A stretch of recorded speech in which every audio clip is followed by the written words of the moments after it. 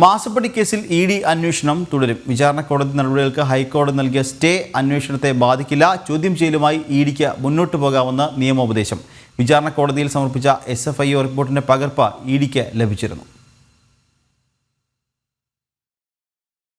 Summons നടപടികൾ ഉൾപ്പെടെയായിരുന്നു stay ചെയ്തിരുന്നത്. എന്നാൽ നിലവിൽ ലഭിച്ച കുറ്റപത്രത്തിന്റെ പകർപ്പ് പരിശോധിച്ച് ഇ.ഡി. തുടർ നടപടികളുമായി മുന്നോട്ടു പോകും.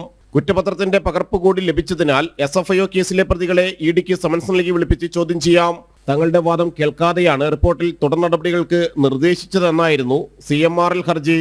SFIO റിപ്പോർട്ടിന്റെ പകർപ്പ് ആവശ്യപ്പെട്ട് CMRLും കോടതിയിൽ അപേക്ഷ നൽകിയിട്ടുണ്ട്. ഹൈക്കോടതി സ്റ്റേയുടെ കൂടി അടിസ്ഥാനത്തിൽ തുടർ നടപടികൾ കോടതി സ്വീകരിക്കും.